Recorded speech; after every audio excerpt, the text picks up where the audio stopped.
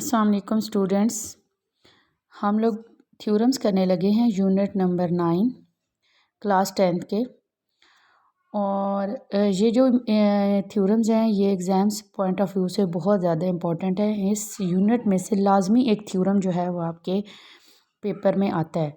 Circles के जो theorem हैं वो बहुत ज़्यादा इम्पोर्टेंट हैं। तो उनमें से जो थ्योरम नंबर 2 है उससे हम स्टार्ट लेंगे। थ्योरम नंबर 2 से मैं इसलिए स्टार्ट ले रही हूँ ताकि आप लोग जो है इसमें इजीली इसको जो है वो समझ सकें। तो सबसे पहले इसकी स्टेटमेंट में जाते हैं। स्टेटमेंट है a straight line drawn from the center of a circle to bisect a chord which is not a diameter is perpendicular to the chord। आपने इसकी जो स्टेटमेंट अगर आप थ्योरम की आप समझ लेते हैं ना तो इट्स मीन्स कि आपका हाफ जो काम है वो हो चुका है। तो स्टेटमेंट से ही आपने देखना होता है कि आपके पास कौन कौन सी चीज़ें उसने दे दी हैं, गिवन हैं, कौन सी चीज़ें आपने फाइंड करनी है। ठीक है, तो सबसे पहले आप उसके स्टेटमेंट में उसने क्या आपको बताया है, अ स्ट्रेट लाइन।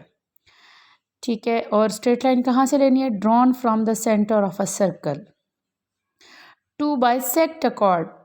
के ये जो स्ट्रेट लाइन है जो आप ड्रॉ कर रहे हैं सेंटर ऑफ सर्कल से, वो बाइसेक्ट करेगी। बाइसेक्ट का मतलब होता है काटेगी, उसको हाफ़ कर देगी। बाइसेक्ट करती है, हाफ़ कर देती है। किसी भी लाइन को जब आप बाइसेक्ट करते हैं तो उसका मतलब है आप उस लाइन को हाफ़ कर रहे हैं, 2 हिस्सों में उसको काट रहे हैं, बराबर हिस्सों में।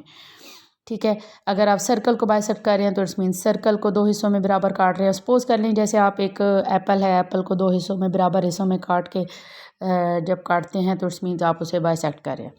तो यहाँ बात हो रही है एक स्ट्रेट लाइन की जो सेंटर ऑफ सर्कल से आती है और एक कार्ड को बाइसेक्ट करती है। अब कार्ड क्या होता है, कार्ड ऐसी लाइन होती है जो सर्कल को 2 पॉइंट्स पे टच करती है। ठीक है, तो इसलिए उसने इसको नाम दिया है कार्ड का। अब साथ ही उसने ब्रैकेट में ये साथ वाजे किया है कि which is not a diameter. अब कार्ड आपका डायमीटर कब होता है, जब वो सेंटर में से पास करे। ठीक है, तो ऐसी कार्ड जो सेंटर से पास करती है वो तो डायमीटर होती है। तो वो कह रहा है कि ये डायमीटर नहीं है, जो आपने कार्ड लेनी है जिसको आपने बाइसेक्ट करना है, ये कार्ड जो है वो डायमीटर नहीं है। इट्स मीन्स आपने इसको सेंटर में से पास नहीं करवाना, इसको आपने साइड पे लेना है। तो ये फिगर में आप देखें, उसने कहा है कि सर्कल लेना है, सेंटर ओ ले लें इसका सर्कल का, फिर उसमें से सेंटर से हमने एक लाइन लेनी है। लाइन हमने ली और उसने कार्ड जो है, कार्ड यानी ए बी कार्ड जो है जो सर्कल को 2 पॉइंट्स पे टच कर रही है उसको बाइसेक्ट करेगी यानी हाफ कट करेगी। और वो किस पॉइंट पे कट करेगी, एम पॉइंट पे। ठीक है, यह पॉइंट्स हमने खुद से नाम दिए हैं, बस उसने हमें जनरल बातें बताई हैं और हमने उसको जो है करके दिखाया है कि उसको डायग्राम की फॉर्म में ज़रा वाज़े करने की कोशिश करते हैं। ठीक है, डायग्राम एक जो है इम्पॉर्टेंट चीज़ होती है थ्योरम में। इसके बगैर आप ना कुछ कन्वे कर सकते हैं और इसके बगैर आपका थ्योरम भी जो है वो इनकम्प्लीट होता है। मैंने बहुत सारे स्टूडेंट्स देखे हैं जो थ्योरम का बाकी सारा कुछ तो लिख देते हैं लेकिन डायग्राम नहीं बनाते। तो डायग्राम के बगैर जो है आपका थ्योरम बिल्कुल इनकम्प्लीट होता है। ठीक है, तो सबसे पहले थ्योरम की जो है हमें बताना होता है कि उसमें गिवन क्या है, यानी उसने दिया क्या है, और टू प्रूव यानी हमने बताना क्या है, उसको क्या प्रूफ क्या करना है, यानी उसने हमसे मांगा क्या है। ठीक है, पहले उसने गिवन उसने हमें दिया है, टू प्रूव जो हमने उसे प्रूव करके देना है। फिर इन दोनों चीज़ों को करने के लिए हमें उसमें कुछ कंस्ट्रक्शंस करनी पड़ती हैं, कुछ लाइंस अपने पास से ड्रॉ करनी पड़ती हैं। ठीक है, तो उसको हम कंस्ट्रक्शन का नाम देते हैं।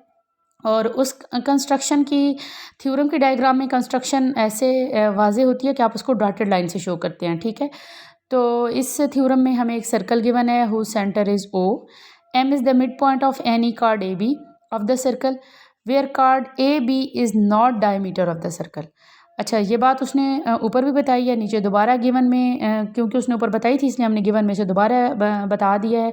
इस पे ज़्यादा ज़ोर दिया है क्योंकि ये ना हो कि आप कोई ऐसी लाइन ले लें जो उसके डायमीटर से पास करे, तो फिर तो उसका वो ख़त्म हो जाएगा ना कि वो लाइन आप सेंटर से लेके उसको कैसे कट करेगी जब वो खुद ही सेंटर से गुजरी होगी।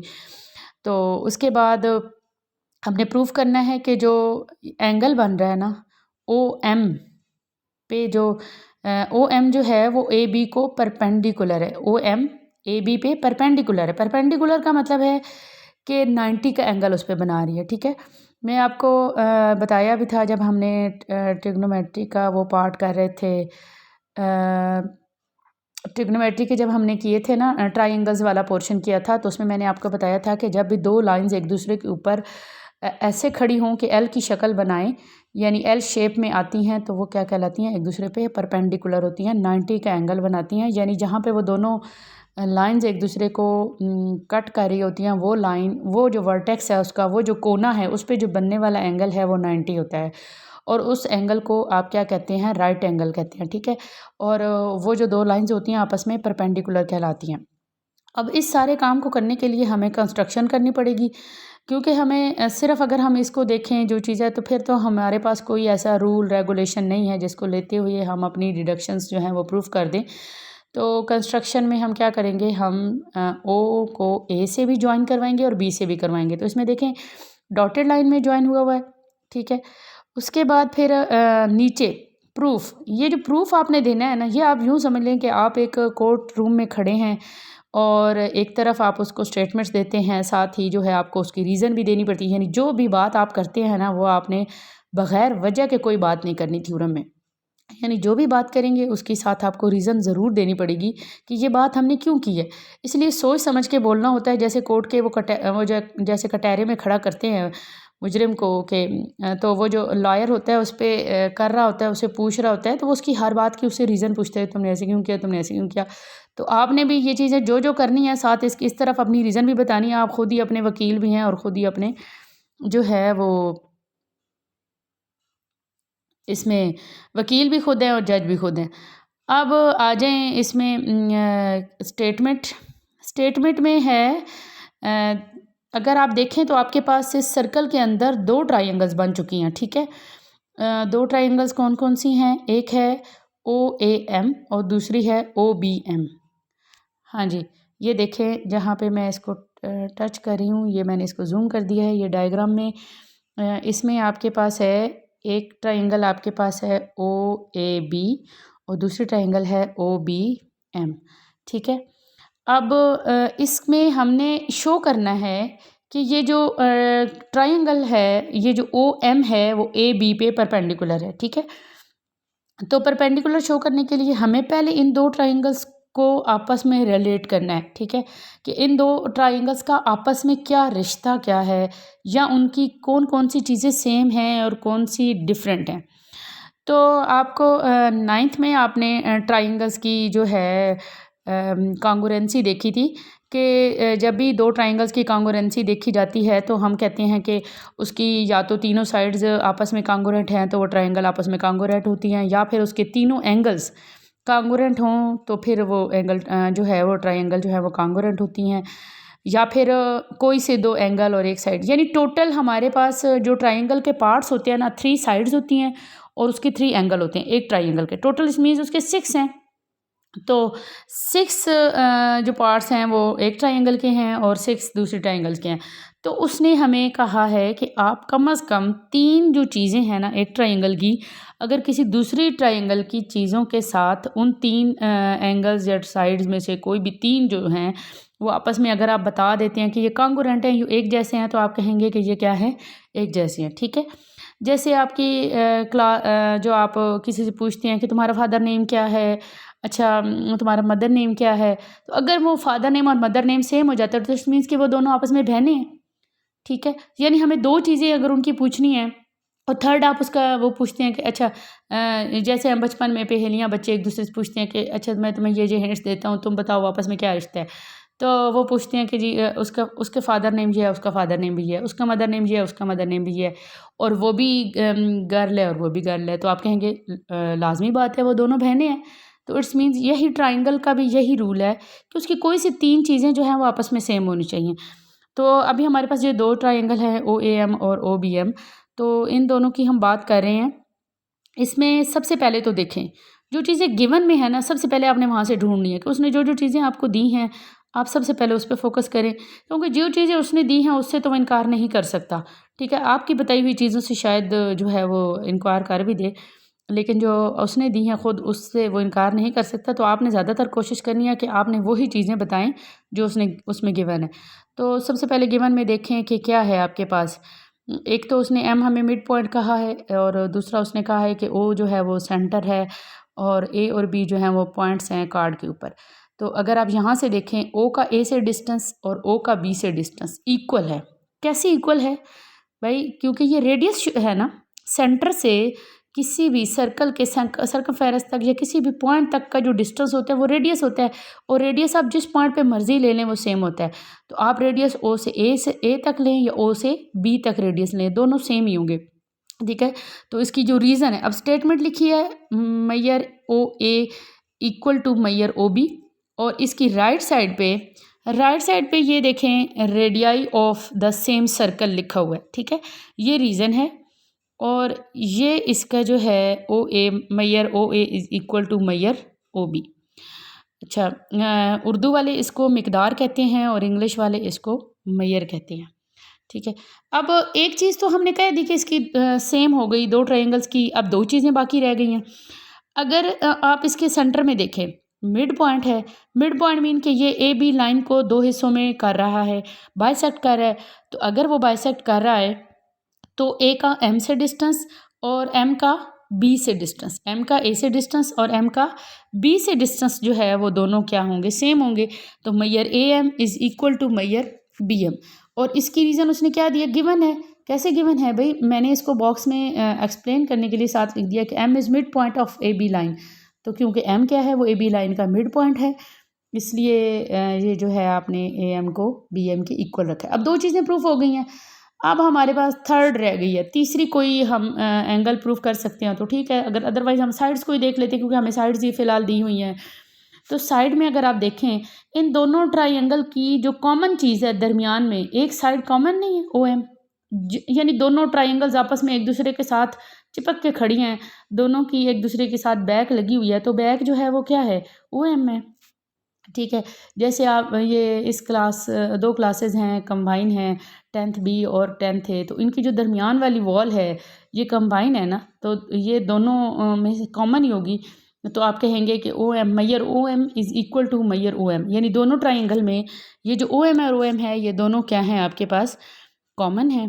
तो अब आपने तीन चीज़ें कर दी हैं।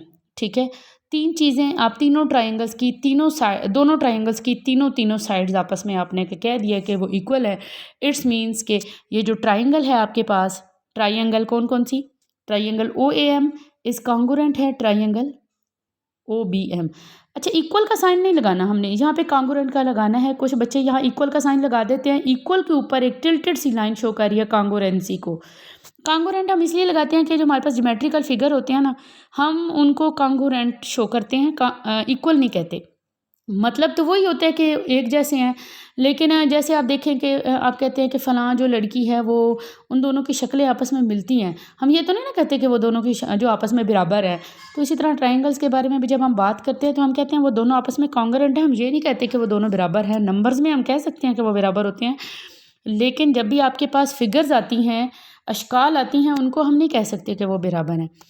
तो नेक्स्ट, अब हमने ट्रायंगल तो कर दी, दो ट्रायंगल्स को हमने इक्वलेंट कह दिया, हमने कहा कॉन्ग्रुएंट हैं दोनों ट्रायंगल्स।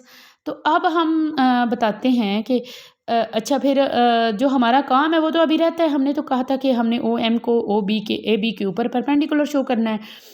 तो हम आहिस्ता आहिस्ता जो है ना घुमा फिरा के अब अपने काम की तरफ जा रहे हैं, अपनी बात की तरफ जा रहे हैं। कैसे? तो अब अभी हमने कहा कि ये ट्रायंगल्स कॉन्ग्रुएंट है। जब ट्रायंगल कॉन्ग्रुएंस प्रूफ हो जाती है ना तो उसकी ईच एंड एवरीथिंग आपस में इक्वल हो जाती है।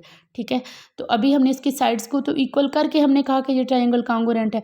उसके बाद फिर उसकी तमाम चीज़ें आपस में बराबर हो जाएंगी। इट्स मीन्स कि उस पर जो बनने वाले एंगल है, उसके हर वर्टेक्स, हर कोने पे जो एंगल बनेगा, यानी जो ए पे एंगल बनेगा वो बी के कॉन्ग्रुएंट होगा, जो ओ पे बनेगा वो ओ के एक साइड पे जो बनेगा वो दूसरी तरफ कॉन्ग्रुएंट होगा, और जो इट्स मीन्स के जो फिर एम पे बनेगा एक तरफ, वो दूसरी तरफ जो बनेगा एक तरफ एम के एक तरफ ए वन एंगल बन रहा है और एम की दूसरी तरफ क्या बन रहा है? बी। तो वन और जो टू हैं वो दोनों आपस में क्या होंगे? इक्वल हो जाएंगे। और इसकी रीज़न उसने क्या लिखी है? Corresponding angle of congruent triangles, corresponding angle of congruent triangles. ठीक है, तो ये क्योंकि आपने अभी कहा है कि कॉन्ग्रुएंट्स हैं ट्रायंगल, आपके कॉन्ग्रुएंट हैं, तो उसके जो फिर एंगल आपस में भी करस्पॉन्डिंग एंगल जो होते हैं उस दोनों ट्रायंगल्स के, वो भी आपस में क्या होते हैं? कॉन्ग्रुएंट होते हैं। ठीक है, इक्वल होते हैं। अभी नेक्स्ट जो उसने कहा है कि ये दोनों हमने कह दिया इक्वल है, 1 और 2। तो 1 और 2 के ऊपर अगर आप देखें, ये 1 और 2 को टोटल करें तो किसकी इक्वल आता है? आपको मैंने बताया था कि एक सर्कल जो होता है, पूरा फुल सर्कल, फुल सर्कल पे जो एंगल बनता है वो 360 बनता है। जब हमने डिग्री और उसकी रेडियन की डेफिनेशन पढ़ी थी तो उसमें मैंने आपको बताया था। तो आप देखें, लेकिन जब आप हाफ सर्कल करते हैं, एक लाइन लगा देते हैं, लाइन पे जो एंगल बनने वाला होता है वो 180 होता है। एक लाइन के अलॉन्ग बनने वाला एंगल 180 होता है। तो इसमें भी अगर आप देखें कि हम 1 और 2, ये जो 1 और 2 दोनों एंगल्स को कंबाइन कर दें, ये दरमियान वाली लाइन अगर हटाते हैं तो ये तो पूरा एक लाइन नहीं बनती। एक लाइन पे जो एंगल बनने वाला है 180 है। इट्स मीन्स कि 1 और 2 का जो एंगल है वो दोनों को कंबाइन किया तो किसकी इक्वल है? 180। और ये क्या है आपके पास? एडजेसेंट सप्लीमेंट्री एंगल्स है। सप्लीमेंट्री एंगल्स क्या होते हैं? ऐसे एंगल्स जिनका सम जो है वो 180 तक आए, up to 180। The angle whose sum up to 180 degree are called supplementary angles. यानी वो एंगल्स जिनका सम जो है वो 180 डिग्री तक आए, उन एंगल्स को आप क्या कहते हैं? सप्लीमेंट्री एंगल्स कहते हैं। और वन एंगल मेजर एंगल 1 और मेजर एंगल 2 जो हैं, ये दोनों क्या हैं? सप्लीमेंट्री एंगल्स हैं, इसलिए उनका सम 180 आ रहा है। अच्छा, उसके बाद मैंने अभी आपको बताया कि आप उसका सम जो लेते हैं वो 180 के इक्वल आता है। तो 180 का इक्वल कब आता है? जब दोनों हैं भी इक्वल और दोनों का सम भी 180 आ रहा है, तो दोनों 90 होंगे तो 180 बनेंगे ना। यानी मेजर एंगल 1 को भी 90 होना चाहिए और मेजर एंगल 2 को भी 90 होना चाहिए। तो इट्स मीन्स कि आपके पास क्या हो गया? 90 बनने वाला एंगल तो राइट एंगल होता है, और वो क्या होता है? परपेंडिकुलर होता है। जहाँ पे भी ये 90 बनता है, जिस जगह पे भी 90 बनता है, वो क्या करेगा? वो एंगल लाजमी जो है वो जो लाइन होगी दूसरी लाइन के ऊपर परपेंडिकुलर होगी। तो आप देखें, ओ एम पे जो बनने वाला एंगल है, एक तरफ भी 90 और दूसरी तरफ भी 90। इट्स मीन्स कि ओ एम जो है वो ओ ए बी के ऊपर परपेंडिकुलर है। तो हैंस नीचे इसकी रीज़न उसने लिख दी, ऊपर से सारी डिडक्शंस क्या आ गई कि ओ एम जो है वो परपेंडिकुलर है ए बी के। ठीक है, तो यहाँ तक हमारा थ्योरम नंबर 2 कंप्लीट हुआ। इसमें अगर आपके कुछ नहीं समझ आई तो आप जो है मुझे कन्वे कर सकती हैं।